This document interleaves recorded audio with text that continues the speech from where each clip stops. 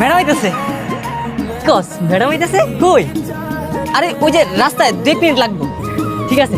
এই ভাই সাহেব আপনারা সবাই শুনেন, এখন আমার ম্যাডাম আইতেছে, আর কোনো ফুচকা চটপটি চলবো না, এখন সব সার্ভিস বন্ধ, কিন্তু আমার ম্যাডামরে সার্ভিস দিব। আপনারা থাকলে থাকেন, না থাকলে জানগা। কি দাঁড়ায় আছিস কে? ম্যাডামরে বইতে দে। না থাক, আমারে বইতে দেওয়া লাগবে না। আপনার বন্ধু এমন ভাব নিয়ে বলতেছে যেন আমি প্রাইম মিনিস্টার। আপনার বন্ধুরে কইয়া দেন আমার দিকে নজর না দিয়া ব্যবসার নজর দিতে। এই বাটিতে আমার মেম সাহেবের লেখা পার্সেল দিতে বলে।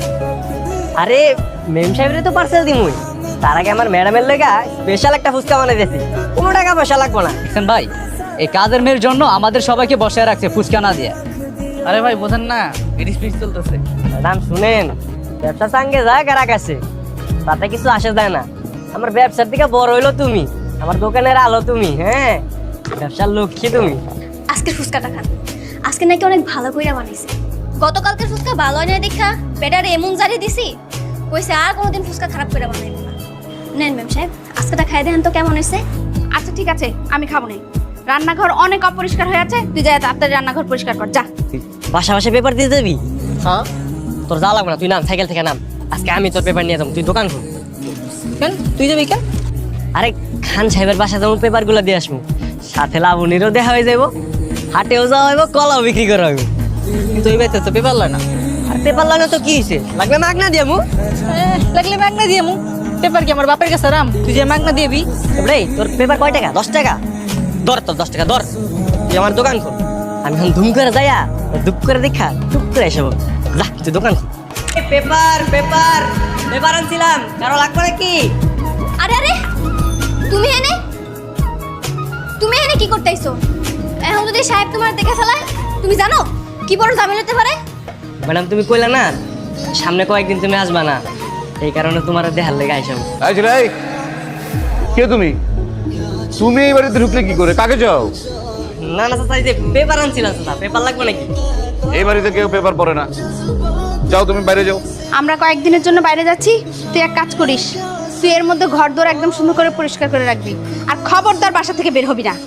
আর শোন, ফ্ল্যাটের দরজা সবসময় তালা মেরে রাখবি, বাইরের অপরিচিত কোনো লোক যেন বাড়িতে ঢুকতে না পারে। যা ভিতরে যা। মনে থাকবে? এটা কি সুজন ফুচকা হাউস? হ্যাঁ, কিন্তু আপনি কেডা? আমি তোমার, আপনি আমার মানে বুঝলাম না কে? হ্যাঁ আরে আমার চিনতে পারো না? আমি তোমার আপনি আমার মানে এই মাহিনে নাম্বার দেওয়ার হাউস? হ্যাঁ কি ম্যাডাম মনে হয় কত কত কত। সরি সরি ম্যাডাম, তুমি ফোন দিছো আমি তো বুঝতে পারি নাই, হঠাৎ করে ফোন দিলা, কিছু কইবা? জলদি করে 1 প্লেট ফুচকা হোম ডেলিভারি করে দিয়া দাও। আচ্ছা ঠিক আছে। এই যে ম্যাডাম, তোমার লেগে ফুচকা নিয়ে আইছি। তুমি কলিং চাপলা না কেন? এমনি কেউ ভিতরে আসে? দরজা তো খোলাই ছিল, তাই ঘরের মধ্যে ঢুকে গেছি। দরজা খোলা থাকলে কি তুমি যার তার বাসায় ঢুকে পড়বা? এখন যদি মেম সাহেব বাসা থাকতো তাহলে তো তোমার কে লাইতো। এম সাহেব কেউ বাড়িতে নাই? না, বাসায় নাই। সাহেব তার বাড়িতে নাই। মেম সাহেব না বলুন তো, তুমি ভাইবা না এবারে মেম সাহেব তুমি? কইলে কি মেম সাহেব হওয়া যায় না? মেম সাহেবের তো কাম করে দেওয়ার মতন অনেক মানুষ আছে। আমি যদি মেম সাহেব হই, আমার কাম করে দিব কেন? আরে আমি আছি না, আমি তোমার সব কাজ করে দিব।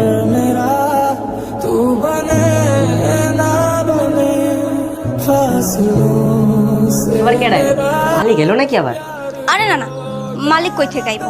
মালিক তারও 2-3 দিন পরে আইবো। কিরে ওকেদের সাথে এত কথা কিসের?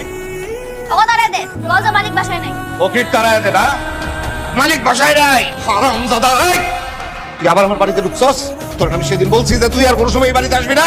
সাহস তো পেছনে হারামজাদি কাজ, হারামজাদি তোমার সাহস? হ্যাঁ, আমরা কয়দিন ধরে বাড়িতে নাই, আর এর মধ্যে তুমি নষ্টি ফাটি শুরু করে দিছো। হ্যাঁ, খায়াছস কেন? আয় বানা ঠিক মতন।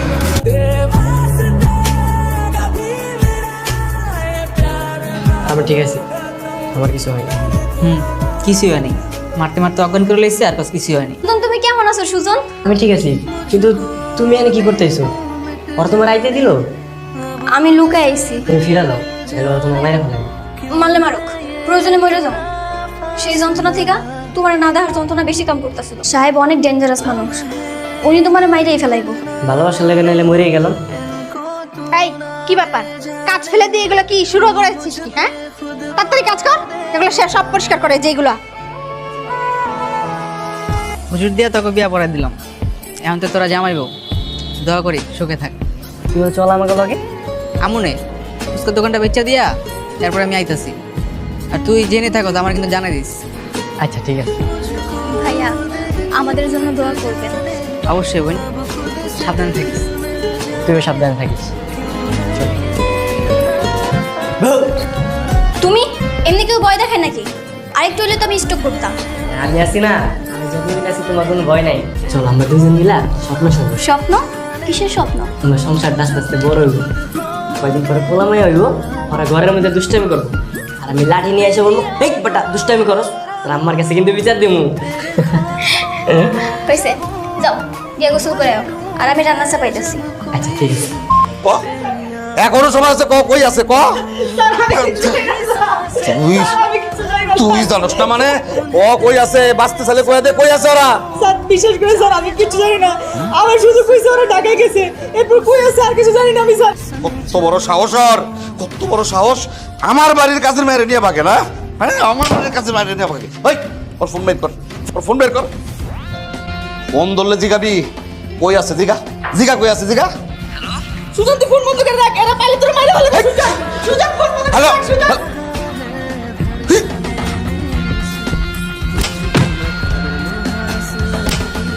সুজন, আমার মা নাই, বাবাও নেশা পানি করে কই কই ঘুরে বেড়ায়, তা আমি নিজেও জানি না। জানো, ছোটবেলা থেকে কারো ভালোবাসা পাই নাই, তুমি আমার অনেক ভালোবাসবা তো। এইগুলো তুমি কি কইতেছো? তোমার ভালো না বাসে আমি কই যাবো কও? আর আজকে থেকে তোমার বাপ মা আত্মীয় স্বজন সব কিছু আমার, সবার ভালোবাসা আমি একাই তোমারে দিব। এই পৃথিবীতে তোমার কোনো বাপ মা নাই, আর আমার কোনো বাপ মা পাইছে নাই, আমরা দুইজনে।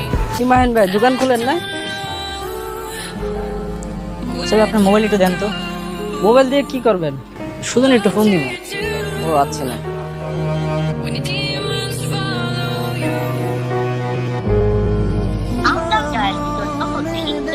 কি হলো ফোন ধরে না? না ফোনটা বন্ধ। তোমার কইছিলাম না একটা কাজ করছিল না, একটা কাজ পাই গেছি, ওকে কিছু টাকা উঠেছে, আমি দিয়ে কাজ শুরু করবো। আলহামদুলিল্লাহ। পিছনে কি তোমার কল আগে তো বন্ধ করো। করলাম? এই হচ্ছে শাড়ি?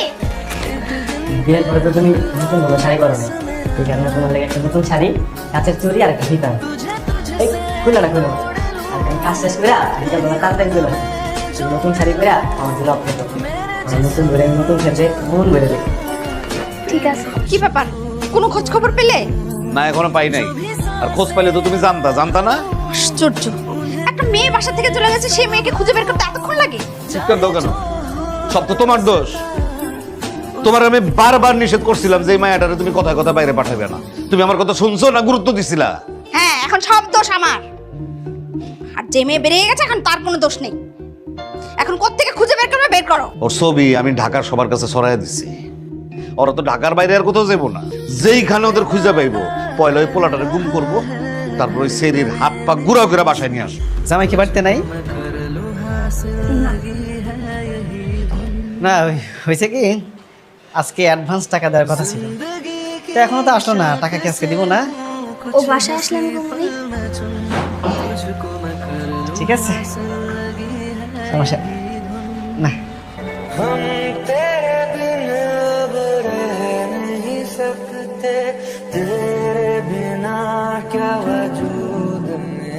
আপনারা পোস্টমর্টম করার ব্যবস্থা করবেন না?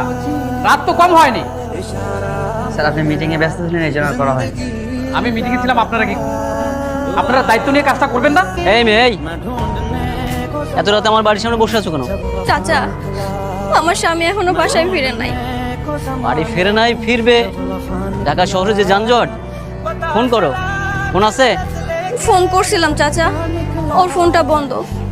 বিকেলে কাজ শেষ করে বাসায় ফেরার কথা ছিল, কিন্তু এত রাত হয়ে গেল এখনো বাসায় ফিরে নাই। যেখানে কাজ করে সেখানে খোঁজ খবর নাও। চাচা, ওই কোথায় কাজ করে আমি তো কিছু জানি না। শোনো, তুমি একটা কাজ করো, তুমি থানায় যাও, থানায় যেয়ে একটা অভিযোগপত্র দাও। দেখবা যে পুলিশ এই টাউট বাটপাট এটা খুঁজে বার করবে। আপনাকে কিভাবে আমি হেল্প করতে পারি? আমার স্বামী এখনো বাড়ি ফিরে নাই, ওর মোবাইলটাও বন্ধ। মোবাইল চুরির কেস, না না, মোবাইল চুরির না। রাগারাগি ঝগড়াঝাড়ি এগুলো কিছু হয়েছে নাকি? না স্যার, রাগারাগি হয়নি। বিয়ে হয়েছে কয়? 2 দিন স্যার। স্বামী সম্পর্ক একটু লিখে দেন, আমি দেখতেছি কি করা যায়, ঠিক আছে? আচ্ছা, এখানে একটু লিখে দেন। পোস্টমর্টমের রিপোর্ট পেয়েছেন? জি স্যার, পেয়েছি। কি অবস্থা? ধারণা করা হচ্ছে রাস্তা পার হওয়ার সময় রোড অ্যাক্সিডেন্ট হয়েছে। জায়গাটা নির্জন। খোঁজ নিয়ে জানলাম একটা পাগল রাস্তা থেকে ডেড বডিটাকে তুলে নিয়ে জঙ্গলে ফেলে রেখেছে। যা কোনো ক্লু পেয়েছেন শনাক্ত করবার জন্য? একজন নববধূ এসেছিল স্যার, মিসিং কেস ছিল। ধারণা করছি ওই ডেড বডিটা ওই নববধূর স্বামী। इनको तू ना दे जाने, तू मुझ पे खुद को दे लुटा।